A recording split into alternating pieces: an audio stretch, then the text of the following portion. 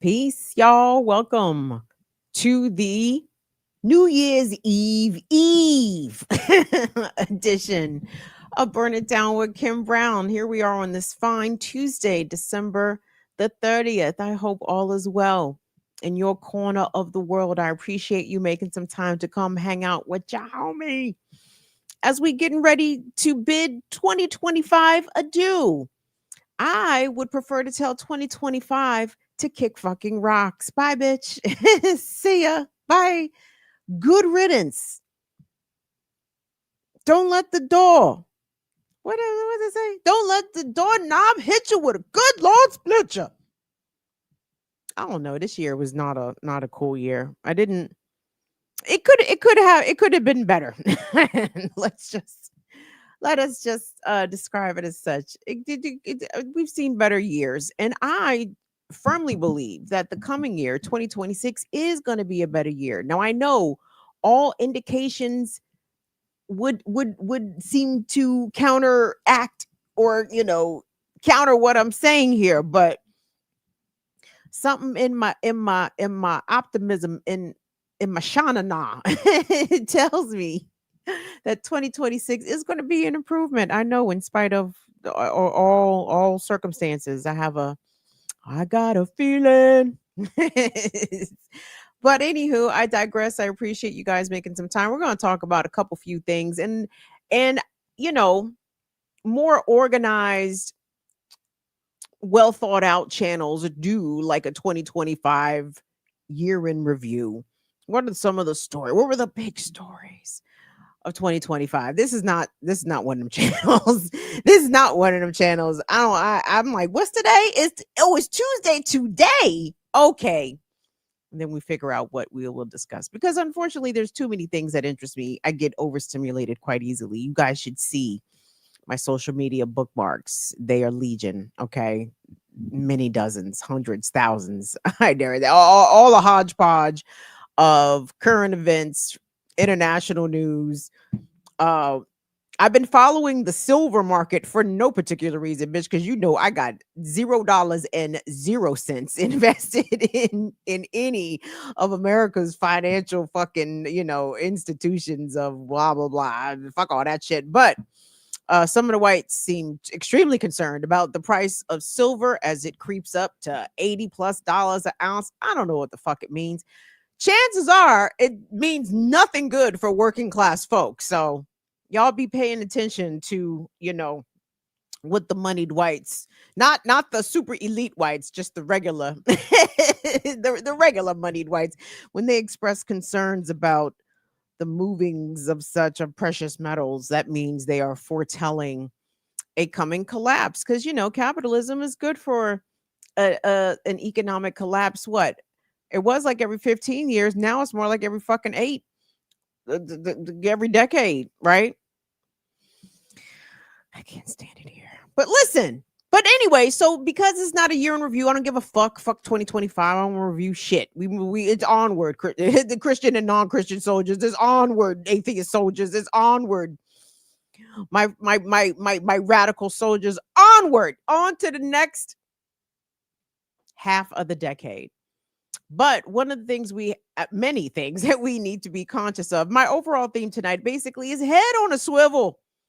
Head on a swivel for 2026. Head on a fucking swivel. And I don't mean just the usual, if you are a marginalized person, do what you can to defend yourself from either state violence or racial, hetero, patriarchal violence. That's kind of like a standard set of advice that I give to all folks, but particularly if you are part of a marginalized group or part of several marginalized groups, as yours truly is.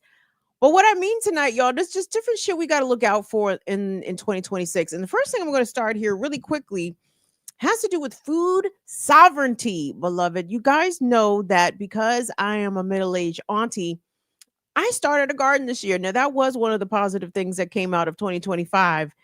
Now, I grew 1 tomato and 1 carrot, but I am not discouraged, nor am I deterred. Okay, this is my first outing trying to grow shit, and I'm gonna grow some more shit. Trust you me. And it's all because I don't have faith in America's food sourcing and inspections system. Okay. The Food and Drug Administration, I believe, is in charge of food inspections, right? And I think the USDA falls under that. USDA handles meat inspections, does routine, I guess, maybe not so routine inspections on meat processing plants, etc. Though I think a lot of these standards weren't great to begin with, but under the Trump administration, these standards are continuing to deteriorate, right? And there are not either many people or many qualified people minding the store. You guys know there has been a number of outbreaks, including listeria. What was the nasty one that came out of the Boar's Head plant in Virginia? Boar's Head, they do deli meats and cheeses and such, and they had something disgusting that tragically like killed folks, right? And anyway, for those that like chicken, okay, and we will not abide by the stereotype that only Black people are fans of chicken, in particular fried chicken. I dare you point me to a culture that does not like chicken. Okay, point me, find me one. Besides y'all freaky vegans, I'm not talking about y'all. I'm talking about the yard bird. Everybody loves yard bird. Yardbird is beloved from North America to South, from the continent to everywhere. Who doesn't love chicken? Everybody loves chicken. Now, the problem with the chicken is chicken has become industrialized, right? And there are millions of chickens that are grown, harvested, processed every single year. And with fast food joints like Chick-fil-A and KFC and other places that do chicken, there's a lot of people producing chicken out here in the world. But what is the quality of this chicken? What kind of life did this chicken leave? These things intrigue me. I'm going to tell you guys a quick story real quick. My first trip to Jamaica, I was 19 years old and I was still, eating Wendy's chicken sandwiches because clearly I hated myself on some level, right? Like I gauge my level of self-love and self-care over my life when I look back on my life. Like, what the fuck was I eating at 19, 20, 20? Jesus Christ. I was probably still eating some on KFC on some level. So anyway, in Jamaica, right? I like to venture off of the fucking resort cage and like to mix it up with the folks. So we went to this market, not the store, not the grocery store, like the market, baby, open air. Our folks is out there chopping up oxtails and doing all the things. And the brother came up and explained. I'm like, what's going on what's up with the chicken? Yeah, your chicken got to grow big and get stout. You got to let the chicken walk around in the yard for about a year. He said in America, what did he say? He gave me some outrageous number that I actually didn't question, but it sounded plausible. He was like, yeah, you only let America, don't let the chicken get big about 2 month, 3 month. No, in Jamaica, let the chicken walk around the yard for about a year. Let them get big and strong. And I'm like, yeah, that makes a lot of fucking sense. So anyway, our chicken production here is shit. Okay, it is absolute shit, and likely to get worse under the lax supervision of the Trump administration, which again, pro corporation, anti regulation, which means deteriorating food standards for the rest of us, right?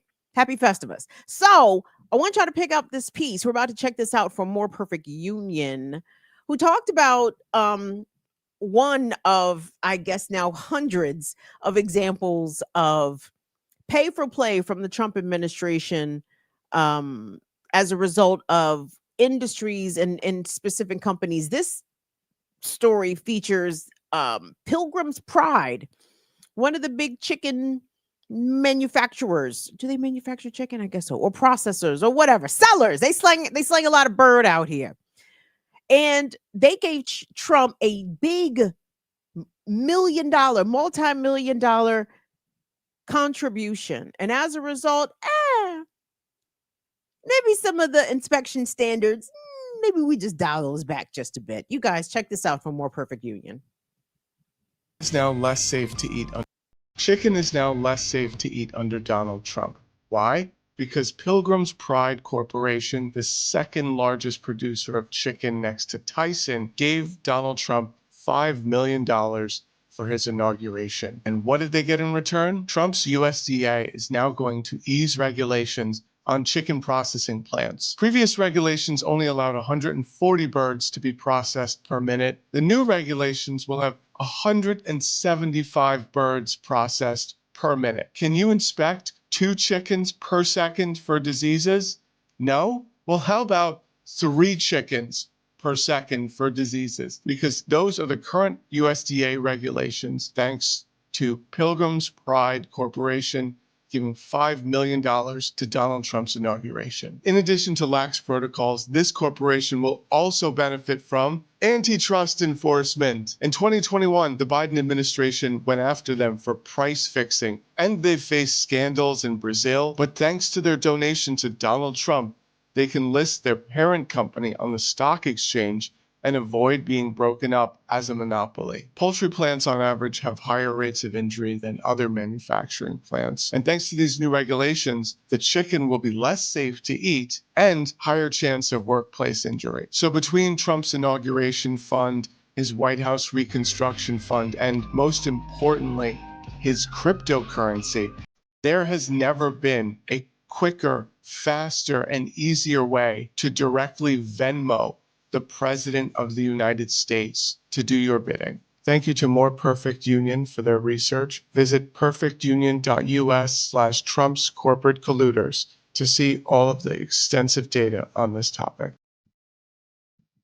Now, listen, all of the different billionaires and their respective industries that have greased the palms of those in this administration and in the Trump family. I mean, are they doing anything different than has been done previously as how shit works in America? Likely not. But I think the nakedness of it all is what appalls the senses, I guess. I guess.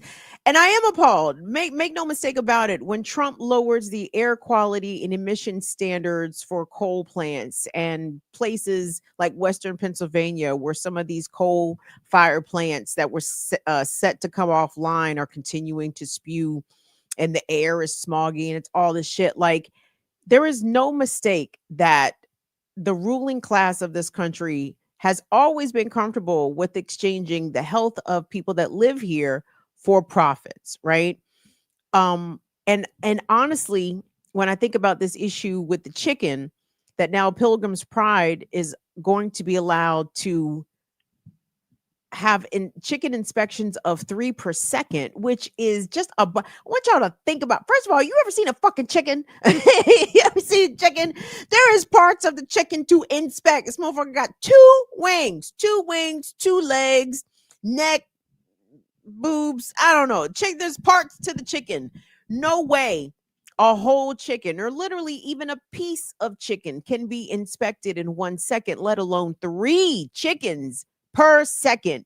Is no inspections at all.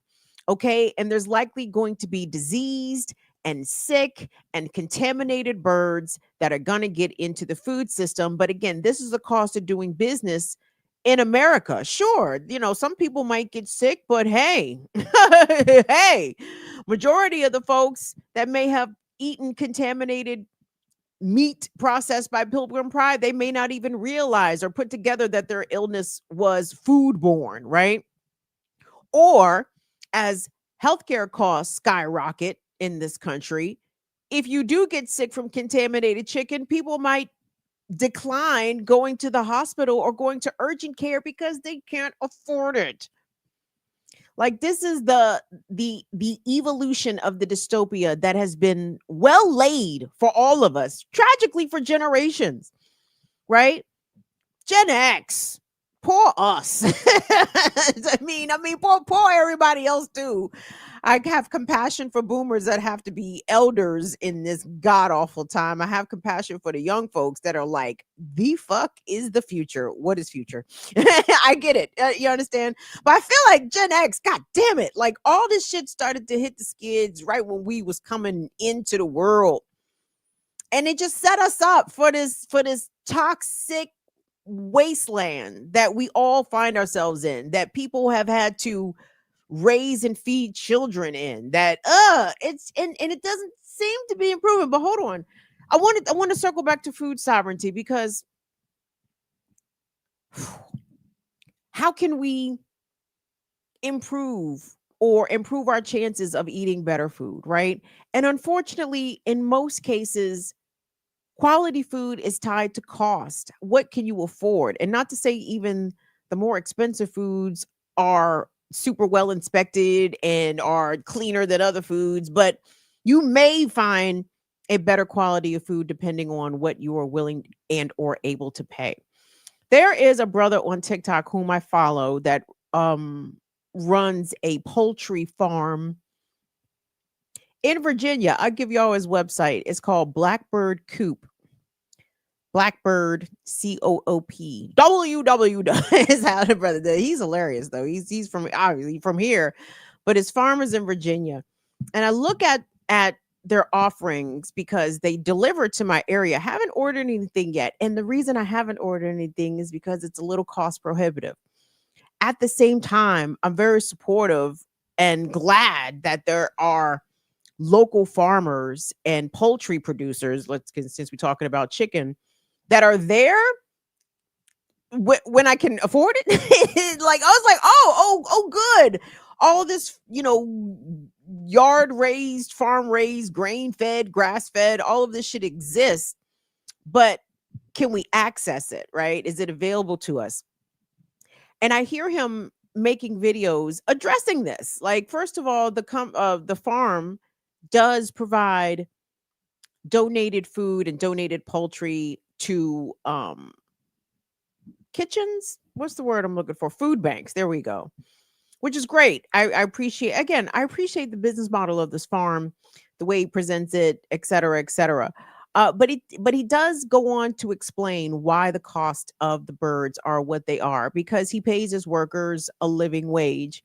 The chickens are thoroughly inspected, not 3 chickens per second, maybe maybe 1 chicken per minute or 2 minutes or whatever. And obviously that drives down the margins for profit, because things take more time to be diligent and thorough to make sure that you're not putting out a diseased product or anything wrong into the food supply. It takes time, and it's not something that can be McDonaldized and expected to be good for customers' health, that is, not even just their pockets. So I get it, right? And I won't eventually have a problem with supporting this business at the price point that they are currently at. But again, it takes timing and strategy. But how can how can poor people better source food? Is this a dumb question, or is this one of those long sought after philosophical questions for the ages? Now, again, I commend so many mutual aid organizations and food bank groups. Our good brother Will was doing that kind of work also. And when I think about,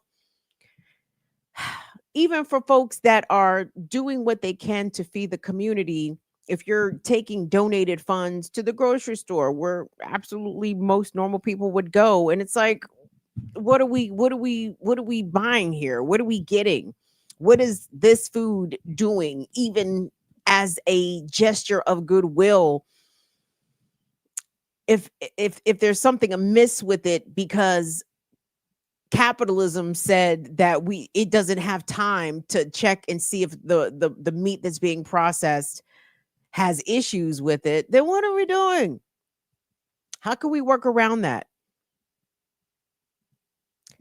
As you guys, like I said, I have a garden with minimal output. But still, I mean, my garden is not a fucking chicken at the end of the goddamn day, right? I mean, I can grow a cabbage and, some greeneries. It's not a chicken. And I don't know if I have the ability, and most people probably do not have the ability to raise livestock where they live, right? Though the Europeans that's how the plague started. Y'all know that, right? Because the Europeans just take the goats and shit in the bed anyway. But anyway, I'm not talking about that. It's just something that I want us to be mindful of, and then follow the people, especially those that are Black and indigenous, that talk about food sovereignty. Follow these folks, and listen to what they say. I believe that there has been a more concerted effort to provide more higher quality food through mutual aid to those that may be low income, but it's not a system, right? It's it's it's an event, it's an endeavor, it's a, you know what I'm saying? How can we amend the system to make sure that we're not consuming bullshit? But my point is this: please don't trust everything that you buy at the store, I think is what generally what I'm getting to. Please look at it, smell it, inspect it. Don't just assume because it made it to your grocery store shelf that it must be okay. No one's minding the fucking store, everybody. There's going to be a lot of foul shit that your regular ass grocery store is going to be quite content to sell you if you are not inspecting yourself and looking and paying attention. That's just a thought. And shout out to all of the community gardens. Try to find a community garden where you are. If you are interested in trying to grow your own food, and you have a small space, think of container gardening. And let me say this, gardening is not, I know there's a lot of people that say it, and I guess in some ways it is accessible, but in some ways it isn't. Like, it costs money. Like, you got to buy dirt and shit.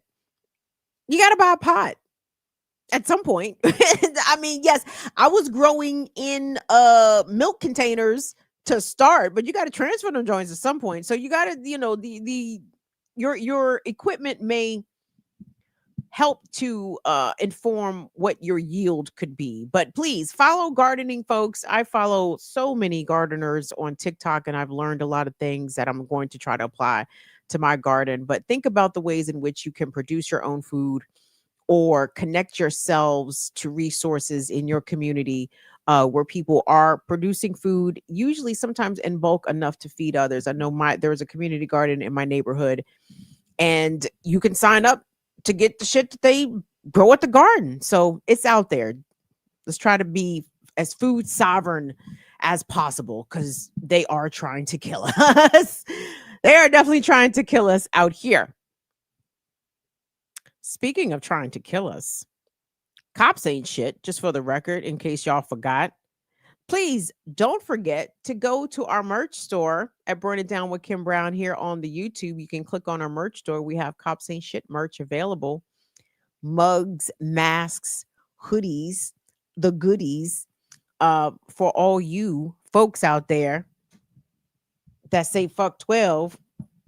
The shirt don't say fuck 12, it says cops ain't shit. So it's pretty straightforward. I think they'll get the point. So the ICE kidnappings continue across the country, seemingly unabated. LA Taco reported on Monday the 29th, excuse me, that over the weekend, in the days after Christmas, I think they said 150 people have been taken, right? And this is the case across Chicago, across Memphis. Where did I see them? Where I wasn't expecting necessarily to see them. Maybe I think it was Columbus, Ohio. Dre, with or without, I'm sure you've seen or heard of ICE in the area. Where else were they? We've seen them in Wisconsin. Where haven't we seen them? Seen them in Maryland. Shout out to Kilmar Abrego Garcia, out here breathing the free air. Praise the Lord Jesus. Back at home with his family. But let's go back to Chicago here for a second, because we were watching Chicago very closely. Actually, in recent days, I don't even know who this nigga is. I mean, I know who he is. Greg Bavino. I get all these Klansmen's titles fucking confused. He heads up one of these goddamn. He's a Grand Imperial Wizard or one of these fucking Alphabet Boy agencies. I can't remember if it's Customs Border Patrol. I don't give a fuck. Fuck him. Whatever the fuck he is. Piece of shit. So he was back in Chicago, doing kidnappings, doing his little white nationalist supremacist rock paper scissors. I mean, my God, are these fucking racist white motherfuckers? Are these niggas not the corniest niggas on earth? Oh, rock paper scissors, is that your little secret racist little ho ho ho ho? Eat a dick. Anyway, well, I'm sure they do, and they love it, and that's fine. If you who amongst us? Let me calm down. Let me chill out. Let me chill out. I'm a chill. I'm a chill.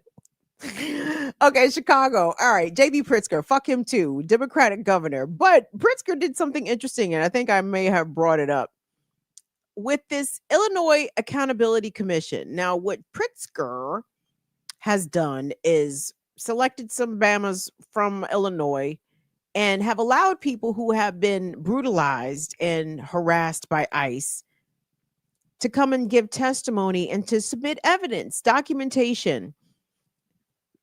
There's lots of videos. There's lots of these deputized Proud Boys that have been doing all of these unconstitutional and illegal activities with their faces very plain and bare, right?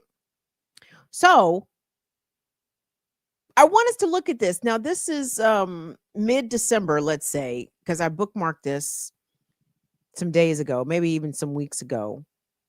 I find it interesting, though I'm not convinced at how efficient or if this shit'll work.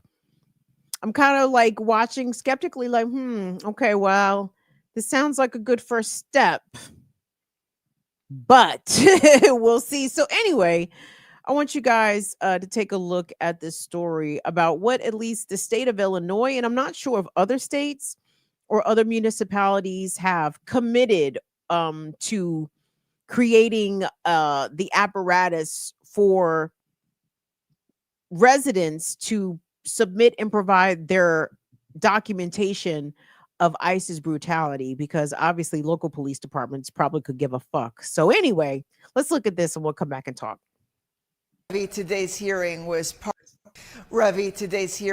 part of a larger effort to create a public record of federal agents' actions during Operation Midway Blitz, one that could, in a future where Donald Trump is no longer president, result in the prosecution of those proven to have violated the law. Mama, you okay, Mama? You okay? Kicking off its first public meeting today, members of the Illinois Accountability Commission focused much of their time on this November the 8th incident, showing the moment when a husband, wife, and their one-year-old child were pepper sprayed by federal immigration agents as they attempted to drive out of a Costco parking lot. They had done nothing wrong. They were not protesting, they were not chasing ICE vehicles, they were simply shopping. First up to testify was Pastor Matt DeMatteo, who came upon the young family in the immediate aftermath of the incident. It is one of many the commission is expected to address, involving federal agents' use of force tactics across the city and suburbs. 2 people have been shot. 1 was killed. 1 woman survived being shot repeatedly. And we saw how that case fell apart in federal court. Chairing the commission, created by Governor Pritzker back in October, Judge Ruben Castillo today said this about what they hope to achieve. We intend to pursue every single fact, every single piece of misconduct. Deputy Mayor Beatriz Ponce de Leon speaking in support of the commission's work. There's a whole propaganda arm that the federal government is using where they flat out tell lies about what they're doing. So at least this commission will gather and document what really happened here and why it is unlawful and reckless and harmful. Some of those present, however, question the efficacy of a panel whose stated purpose is to create a record for a future when presumably there is no longer a Republican in the White House. That's too long for us because we can't wait for 3 years or maybe longer while we're all being attacked. DHS today defending their agents' actions, which they continue to say are exercised only in the face of grave threats and dangerous situations. DHS law enforcement officers follow the law and the U.S. Constitution. Our law enforcement show incredible restraint and professionalism in exhausting all options before any kind of non-lethal force is used. The commission has not yet scheduled its next public hearing. They are expected to wrap up their work by April, when the governor has asked them to present him with their findings and recommendations on how to move forward.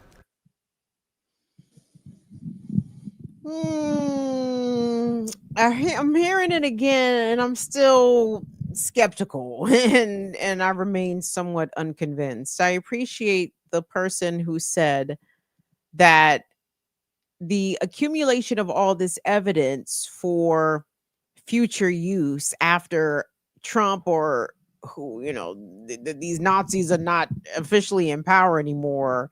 I'm sorry, that's too long to wait. that's another 3 fucking years.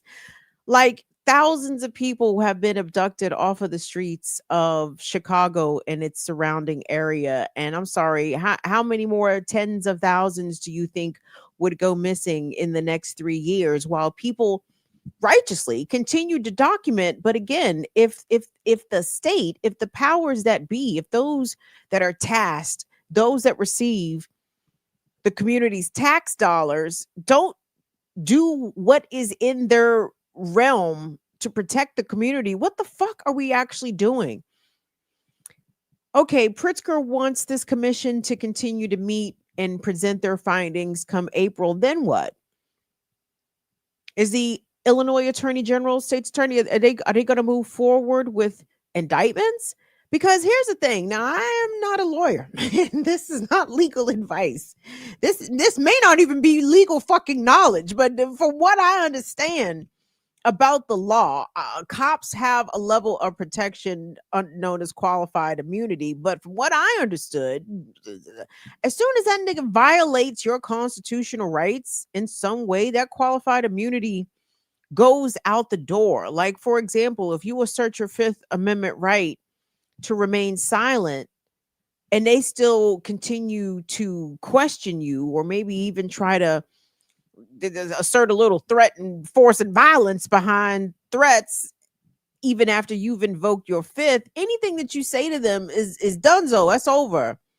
And the cop themselves could be opened up for some potential, at least civil liability. I'm not sure about criminal liability. Again, I'm not a lawyer. I just watched Law and Order for 25 years and took a thing or two away from Jack McCoy. You understand? So anyway, this just doesn't seem like it goes far enough. And all I can hear at the end of the Trump term, or inshallah, well, Satanus calls him home. I almost looked up as though Trump is going to see Jesus. Okay.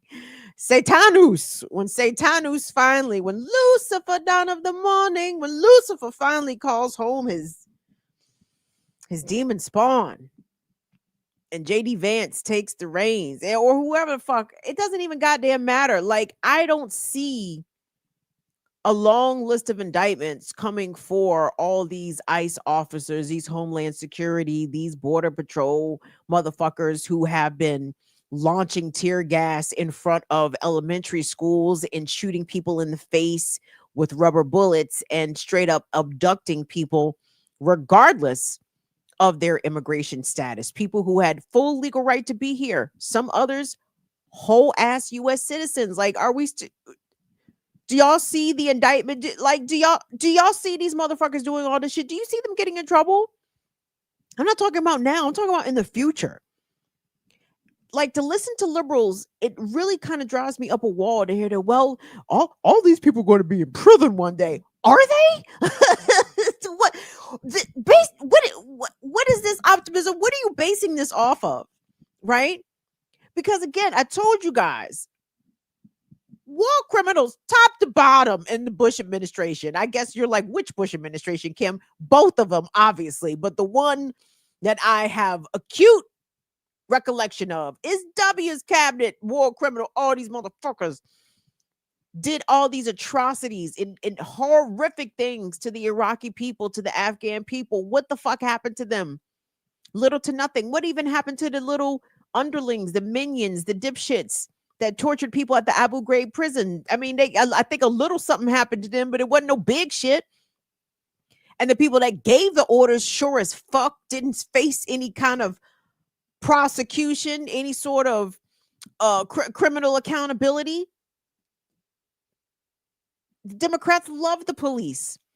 My Democratic governor likes to brag about how much more money he's given the cops. I'm sorry. I don't hear Wes Moore of Maryland or Anthony Brown, Maryland's attorney general. I don't hear these niggas saying send them no fucking pictures of ICE breaking the law, breaking and violating people's civil and constitutional rights. This is a joke.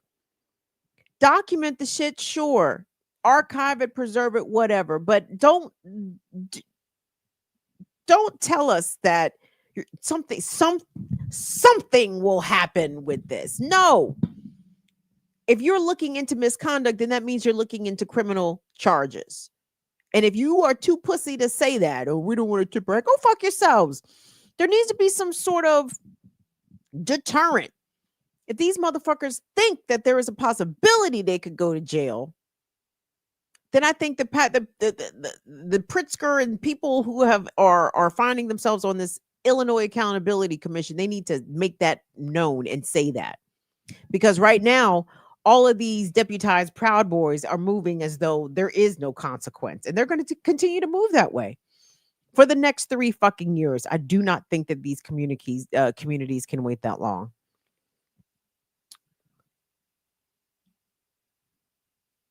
What was the next thing I was going to tell y'all? Excuse me. Thank you all for being here. Hold on. Give me a second. Please like the video, subscribe, and share to Burn It Down with Kim Brown. We certainly appreciate it. If you would like to give us some blessings, we'll accept that as well. Appreciate all the super chat supports. Appreciate the membership. Open Google Docs. If you want to run us some bucks, we will take that as well.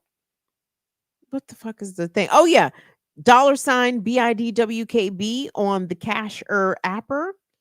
That's also us on Venmo. That's also us on PayPal.me/BIDWKB. And what was the other one? Oh, Patreon, of course, .com/BIDWKB.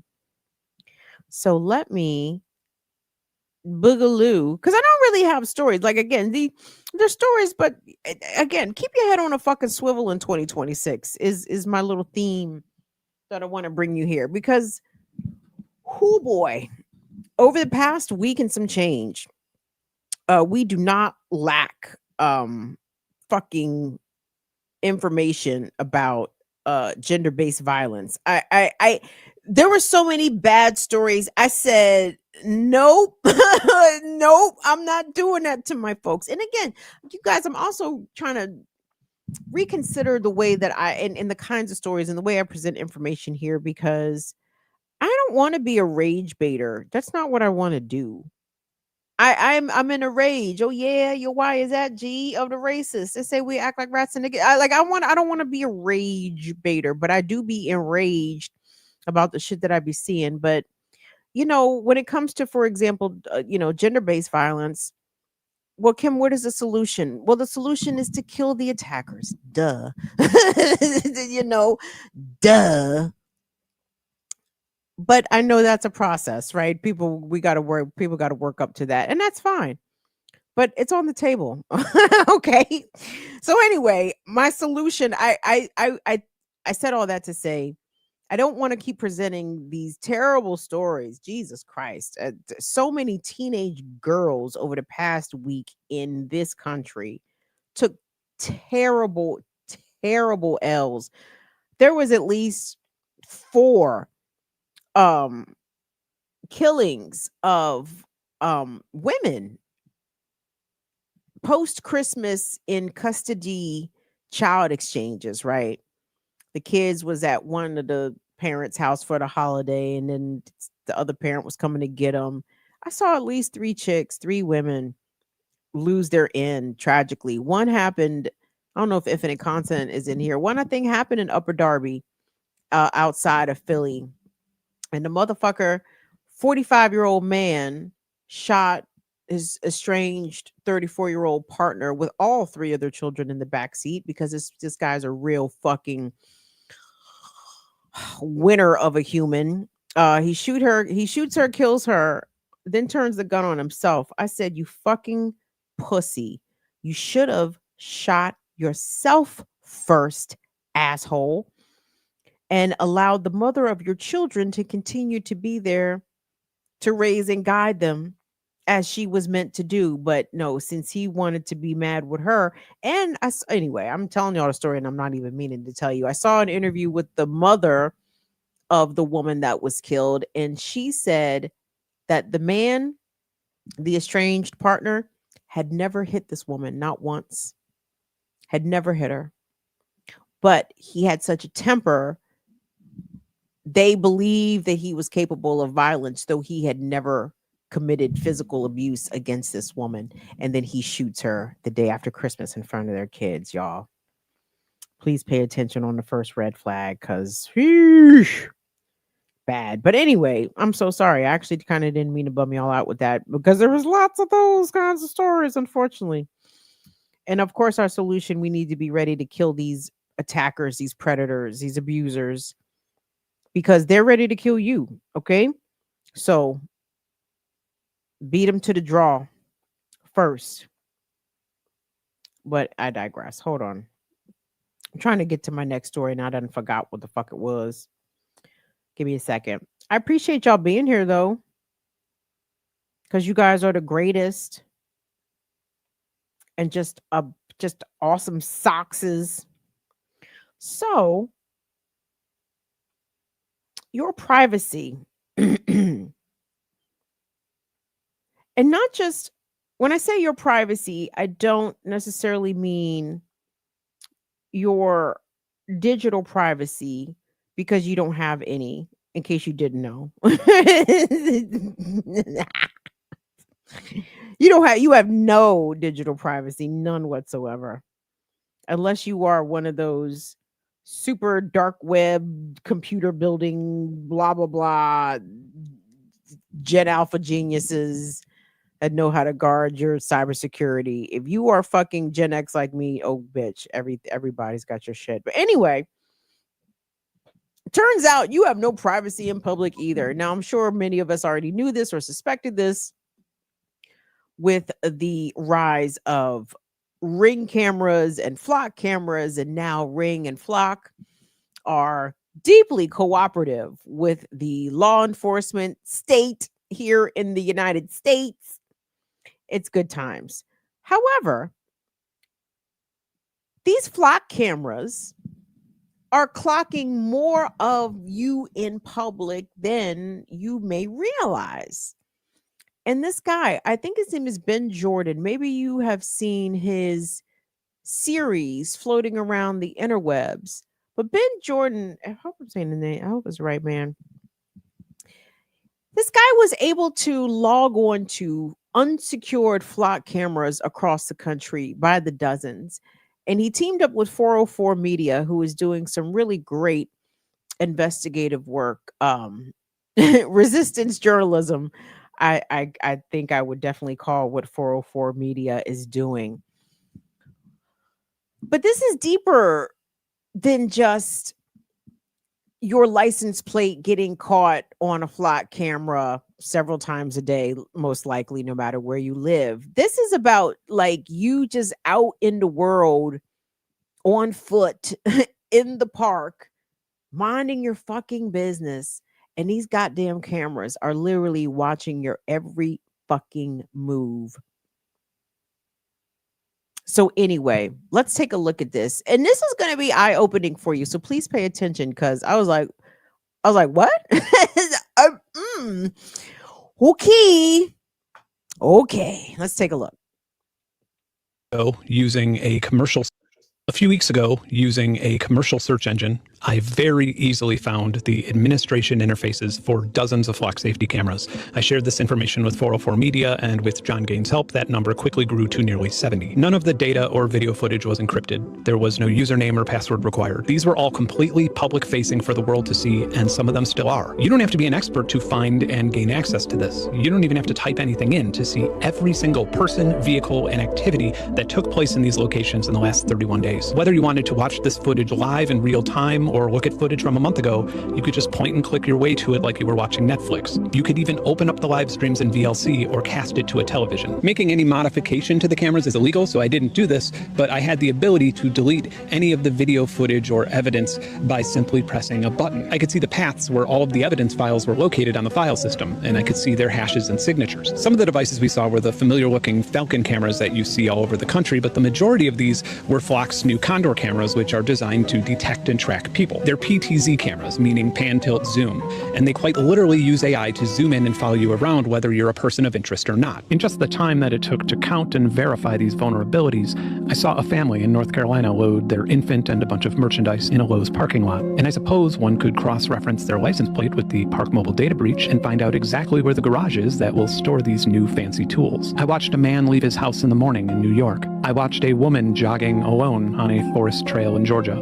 This trail had multiple cameras, and I could watch a man rollerblade and then take a break to watch rollerblading videos on his phone. How? Because the camera's AI automatically zoomed in on it. Just like it zoomed in on a couple arguing at a street market in Atlanta. So what? They're still anonymous, right? No, they're not. Within 2 minutes of open source intelligence using a commercial facial recognition engine, I found out that one of them just finished medical school and the other is dealing with chronic irritable bowel syndrome. The couple also just had a baby last year and they have a pretty concerning debt-to-income ratio. I also know that they drove over 45 minutes from their address in the suburbs to attend church in Atlanta that morning, and then they checked out this market and bought a sweater. I watched a law enforcement officer and ambulance escort a man having a mental health crisis in Iowa. I know this because the Cedar Rapids Police Department maintains a public database of every single emergency call in the city, as well as daily arrest reports with individuals' names, addresses, ages, and genders. Listen, I know that I'm being creepy right now. Just saying these words out loud nauseates me.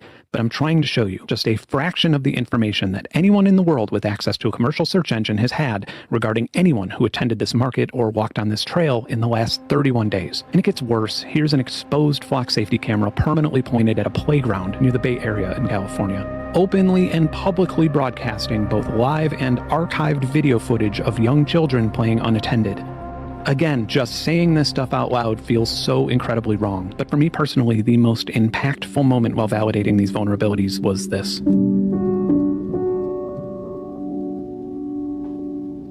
This resonated with me so much that I actually had tears welling up in my eyes.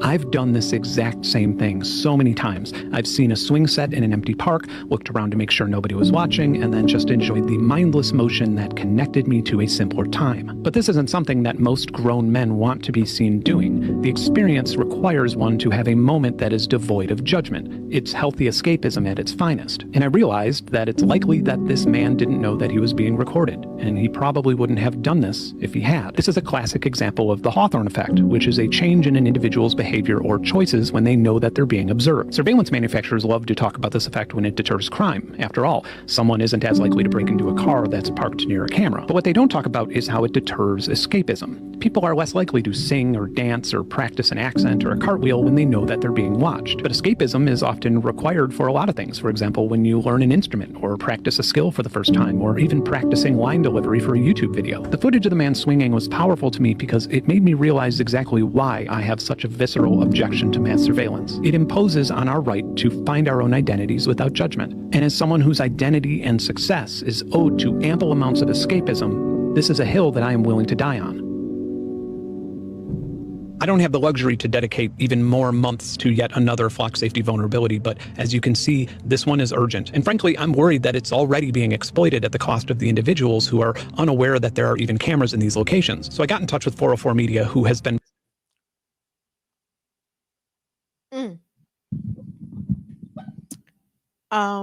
Definitely check out more of that reporting at 404 Media. It is eye-opening, and it's chilling.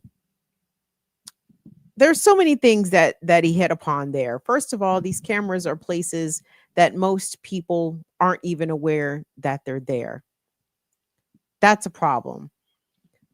The recent federal ruling by a judge in the Hampton Roads area of Virginia mandated the disclosure of the locations of over 600 flock cameras.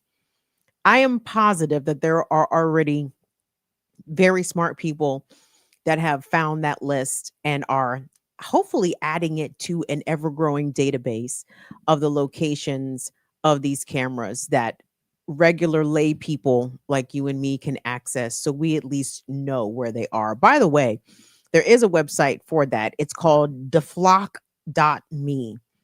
Deflock, I'm assuming DEFLOCK.me. And they are actually compiling the locations of these flock cameras and giving good information as to how regular folks can lobby and pressure and demand that your local municipality either remove these cameras, disclose that they are using these cameras, or never bring these cameras to your town, right? And I want to shout out to Cambridge, Massachusetts, who recently was able to do just that. The community there pressured the city of Cambridge to no longer use flock cameras. And I'm not sure if they've already come down or if they are coming down. But that is a W. And I want to shout out to the folks in Cambridge who made that happen. That's a very big deal. But gang, those that would trade like what's the phrase? Who the fuck said this shit? Was it Jefferson? One of them crackers. Maybe it was George. I don't know. One of them crackers did say this shit. Those that would trade your security for privacy? No, it's not for privacy. I'm about to fuck it all up. Those that would trade their liberty for security deserve neither. It eventually came to me. There we go. Those that would trade your liberty for security deserve neither. I don't think that mass surveillance is the way to safety. And the fact that so many people in this country are quite content to mass surveil even themselves. Someone has suggested, well, maybe you should get cameras at my. I'm like, I don't need to surveil my fucking self. Like, I disagree. I disagree. And if I got to put a camera up so I feel safe, then I'm already lost. Then I don't feel safe. The camera is an acknowledgement of my lack of safety. And I don't need Amazon, Jeff Bezos looking over my fucking shoulder with the Ring doorbell camera when I want to sit on the fucking porch. Like, I disagree. I disagree with that. But who's watching? Who is collecting this information? Are questions that need answers and are seemingly open-ended, because apparently, according to this revelatory investigative work done by this man, shows that anybody could be fucking watching, right? And some might ask, well, who would even go through the trouble of watching an unsecured camera to watch strangers and then try to cross-reference their facial recognition with publicly available information? Listen, the world is filled with a lot of weirdos, okay? Weirdos with amazing computer and internet research skills and abilities. Motherfuckers who literally don't have shit else to do will take the time to creep on an unsecured flock camera and do facial recognition on anybody. Women, children, people walking alone, elderly, all kinds of possibilities for harm and scammery. I mean, people don't need good reasons. They just got time. And is your local municipality protecting your privacy? Like, I have real questions. You know what I'm saying? Like, hold on. If these cameras are unsecured, how do you know? Well, fuck, the motherfucker working at Flock could be the goddamn creep also. Like, it's too much. It's too much. And to be clear, security cameras do not always provide the level of safety and decreased criminal activity as is advertised. There's a young lady right now in the San Antonio, Texas area, if I'm not mistaken. I just saw the story over the past couple days. 19 years old. She left her home the day after Christmas or on Christmas morning, left her phone, and it's been days. They can't find this woman. And there was cameras that caught her. But you understand, like, even in spite of the cameras did not provide her location. They did not provide any level of security for her. Unfortunately, shit happens, but at the end of the day, the surveillance does not guarantee that shit won't happen. Okay. The other thing that was that jumped at me, there was a number of things. I can't see in what world you have to point a camera at a playground and leave the camera unsecured, or have the camera pointed at the playground at all, right? Again, I don't think the compiling of children's facial data is overall a net positive for the society. I just hate that. That's why they have all these goddamn data centers. They got to figure out a way to house all these different data points in which your face and your information show up in the net, and they got to find a place to put all this shit. Can't start it. But the guy said that he had the ability within these cameras to delete information, to search for specific license plates, or go back and search on different days. And the reason that he did not do this is because it is illegal. But those that don't give a fuck about legality would absolutely do all the intrusive things to collect all kinds of information for whatever reason. So I think that there ought to be many, many different consequences for police departments, for municipalities that install these cameras willy-nilly and tell the community that it's to keep everybody safe, but they themselves are doing fuck all to safeguard the information and the data that's being collected. Like, that sounds like a lawsuit. And I think there are, again, like I just said, there was a federal a judge ruled down in Virginia that the location of these flock cameras had to be revealed. But this violates Fourth Amendment. I understand, especially as a media person, as a journalist, that if you're in public, your face, like, people can record you when you're in public. Like, that's unfortunately them's the rules. But when it's law enforcement arbitrarily doing mass surveillance, that is unreasonable search and seizure. Like, you just can't look at everybody all the time and say, well, we're waiting for something to happen, so when it does, we'll already have it on tape. Go fuck yourselves with this Minority Report predictive policing bullshit. That's not the world I want to live in. It's not the world I want to grow old in. This is not the world I want for your children.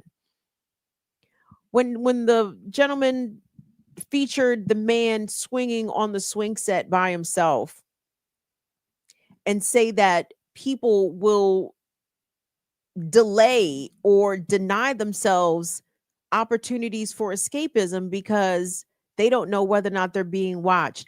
I have seen the way that has impacted generations younger than me, and I feel really bad for y'all young millennials, y'all Gen Zers, y'all Gen Alphas. Sometimes for example, when the nightclub culture shifted from when I was young, we would party. You know what I'm saying? We would party, we would dance our fucking faces off, leave the club, makeup running, hair fell, sweaty, funky. Like, hey, we went to the joint to have a jam. But I felt like as the generations younger than me came up and went out, like, they didn't get sweaty, they didn't get undone, they didn't really get loose, they didn't really dance, they didn't enjoy themselves. Because why?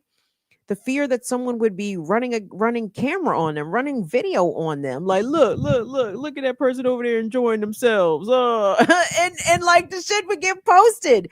And I feel bad for teenagers, for kids. Like, can't just be loose and free and enjoy yourself and figure out who you are because of the overarching concern that someone is watching you, and someone may post a video of you actually experiencing joy, and they might find that funny, and then that could ruin your life. And like, what kind of existence is that, everybody? What kind of way is that, does that to be?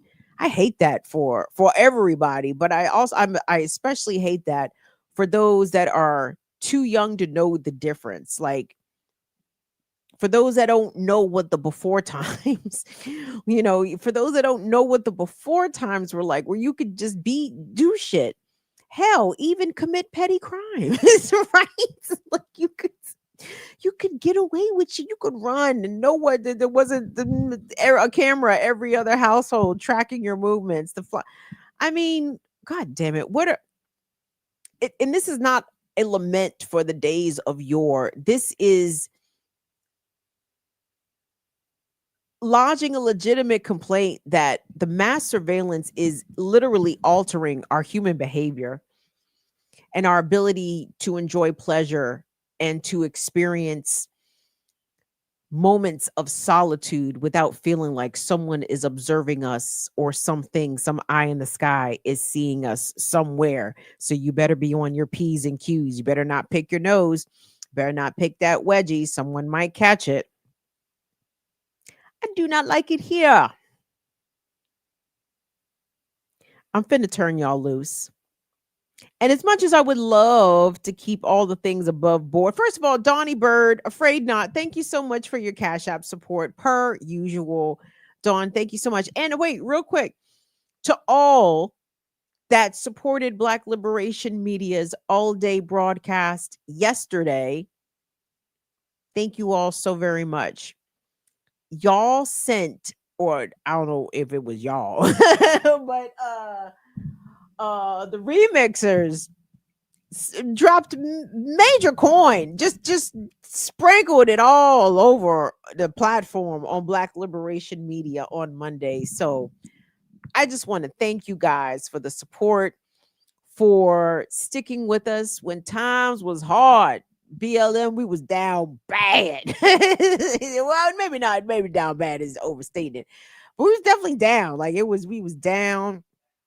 We had tomfoolery to deal with, then we had restructuring to deal with, then we had demonetization to deal with. It was a lot. So for the past 18 months, all the people that have continued to watch and participate with Black Liberation Media, I just wanted to thank you.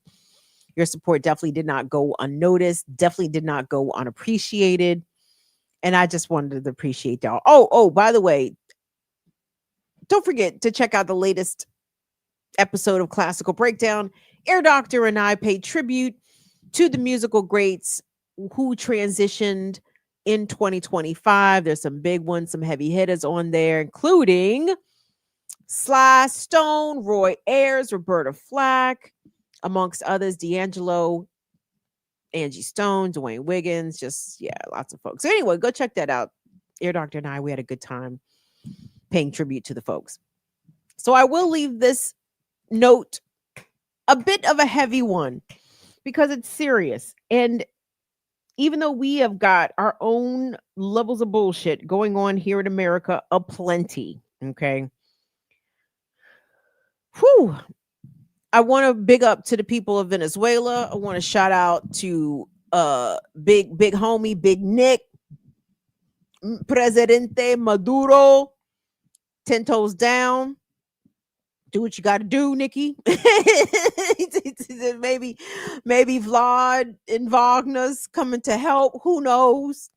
But seriously, big up to the people of Venezuela. Big up to all the people that are suffering and experiencing persecution in the Congo, in South Sudan, and of course, those that continue to suffer in Palestine and Gaza. As much as Trump, as he just recently hosted Netanyahu again at the fucking White House right after Christmas, Trump claims that the ceasefire is holding. Bullshit. The Israelis have violated the ceasefire hundreds of times. At least 400 Palestinians have been killed since this alleged ceasefire went into effect.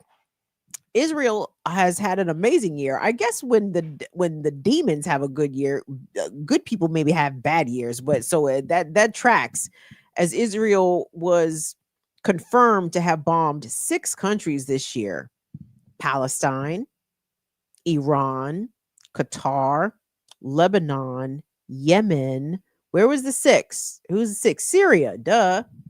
6 countries. No one's concerned. The globe is like, huh, you don't say. 6, only 6.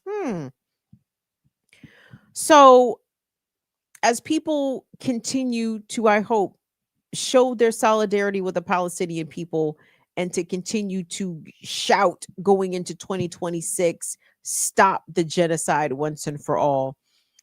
There is a group of activists in the UK, members of the group Palestine Action. As you may remember, in 2025, Palestine Action was, they say, prescribed in British talk, but they were designated to be a terrorist organization. Why were they terrorist? What did they do? Did they blow some shit up? Nope. They went to the Royal Air Force Base, one of them jaunts where the British Air Force holds their planes and shit, and they dropped some red paint on them jaunts to symbolize the blood of the Palestinians that the UK military helps to spill, because they provide intelligence and surveillance for the Israelis. And the members of Palestine Action are like, fuck you. British state, British military, you're participating in this genocide, and that makes all of us complicit. Fuck all that shit. So in a response, in order to quell free speech in the United Kingdom, Palestine Action was prescribed to be a terrorist organization, and henceforth any persons who come out in public with placards, Jesus, I don't watch too much fucking BBC, with signs supporting Palestine actions or t-shirts supporting Palestine action, those people have been arrested and are facing terrorism charges. A lot of these protests, they have been arresting elderly fucking whites. Okay, now you know free speech is down very bad when they are snatching white pensioners and throwing them in the back of paddy wagons for t-shirts. Wowzers. However, there's a group of really about it activists who are part of Palestine Action. I think it's a group of 8 of them. They have been held in jail without formal charges, I want to say, for the better part of a year, with their trial dates, some of them not scheduled until 2027. So these people are being held, imprisoned, much like people who are being kept in ICE detentions are in this country, held without charges and being treated as though they have already been convicted of something. Well, a number of these activists are partaking in a hunger strike that has now lasted over a month. I want to say maybe up to 6 weeks or so. These persons, these courageous people, have been refusing food in order to bring attention and hopefully urge the government to charge them or bring them to trial or something, or free them. Anyway, let's take a look at this piece. 8 young activists. They are 8 young activists who have been on remand in prison for more than a year, whose supporters say may not live to see their trials. Each is on hunger strike. Among them, 20-year-old Kessa Zuhra, who has refused food for 47 days and whose life, say friends, is in danger. It's very hard to watch her walk right now. She has almost no energy too, so she walks extremely slowly with her back hunched in pain. She still wants me to hug her, but she can't hug back at all. She doesn't have any energy to move her arms up. If it comes to it, is your friend willing to give her life for this cause? I don't know. That's ultimately her decision to make. And I hope it doesn't have to come to that. The prisoners have been charged in relation to 2 separate incidents. An alleged raid on RAF Bryce Norton, where military aircraft were damaged, and a break-in at an Israeli-linked defense firm, All the charges have been denied. The prisoners' support group, including MPs John McDonnell and Jeremy Corbyn, demand their immediate release on bail and a meeting with ministers, but the government denies any has been mistreated. The processes that we have are well established and they work very well with prisons working alongside our NHS partners, and every day I've been making sure that our systems are robust and working, and they are.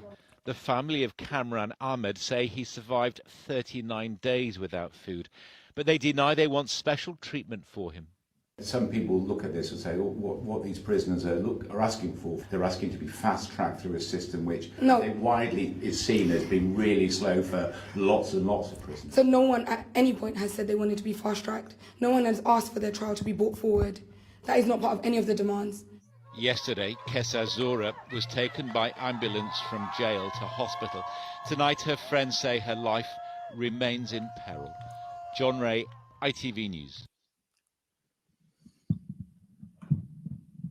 That ITV news report is from several days ago. So the amount of time that Kesha has been without food has now exceeded 50 days.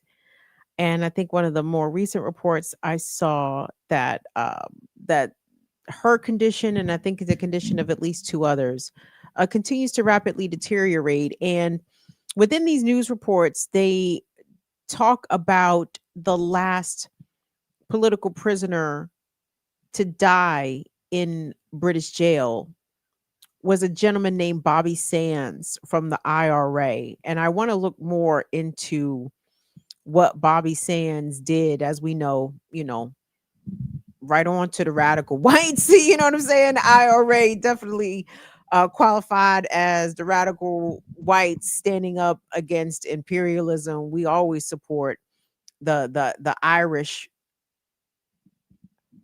tradition of resistance. The Irish did not come to play when it comes to throwing off the shackles of oppression imposed on them by the British. But a lot of comparisons to these Palestine Action hunger strikers and to that of the IRA's Bobby Sands have been made in British media, and I want to look more into it. I find it extremely compelling, but at the same time, I just want peoples around the world to understand that, folks are still resisting. Okay. Folks are still standing strong. Folks are opposing Zionism and genocide with their lives, with their health. Obviously, the Palestinians making the most ultimate of sacrifices with winter in Gaza right now, also taking lives, but all as a result of what the Israelis have done in their unabated quest to eliminate the Palestinian people from their lands and to eliminate them, it would seem, from the planet.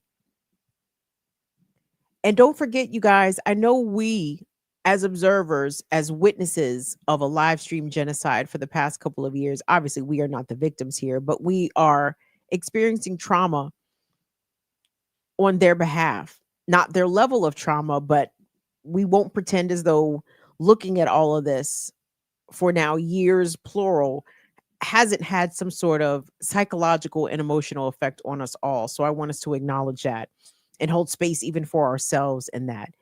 But if we are righteous people and we really believe in the Palestinian cause, we cannot look away. We can't turn away. We can't be like, oh, I thought they had a ceasefire. No. Anything that comes out of the White House or comes out of American mainstream media, assume it's a lie. Assume whatever they're saying, assume it's the exact opposite. You hear any news from Palestine coming out of Trump's mouth, assume the exact opposite is happening. So we continue to support all the resistance groups with the first letter H. I don't give a fuck. I know they have been designated Tigray. I don't give a single shit. I support the resistance. I support the kind of resistance. I support the ongoing nature of the resistance of the groups whose name begins with H. And there are multiples of those groups. So we shout out to them in 2025 and going into 2026, and ask the Creator to continue to give these people not only the strength to survive, but to fight and to be victorious, which I hope that they can be. So anyway, support going out to the Palestine Action hunger strikers, people that are supporting their rights to free speech across the globe. Please continue to do that, y'all. We are in for a big fight in these coming years, and it's not just against Trump. Okay, it is against a global cabal of I guess capitalist pedophiles. It would fucking seem, Jesus Christ, like all of these motherfuckers is diddlers. They are exploiters. They are global polluters. They are extinction level event creators. But there's less of them and more of us. That's why I believe that we will win. I know that we will win. There is no other option, because these people are lesser than us. They really are, right? And we cannot be felled by suckers. All right. I refuse. So anyway, gang, what else am I supposed to say to y'all? Please be safe on your New Year's celebrations. If you're gonna bust your gun, bust it away from residential areas, I want you to not get in trouble. Please don't drink and drive. If you get high and drive, well, just be careful. If you drink and drive, don't do that shit. But if you smoke and drive, you just be careful out there, because I think you have more wherewithal when you smoke and drive. I digress. Thank you so much to Will and Molly. Thank you so much to our wonderful fire famers, La Familia del Fuego. We love y'all. Thank you to everyone watching on Twitch. And don't forget your Cops Ain't Shit merch available at our shop. So click the link on the channel somewhere. We'll see you guys in the next year. I'm not certain if we're doing a show Friday. Depends on how I feel.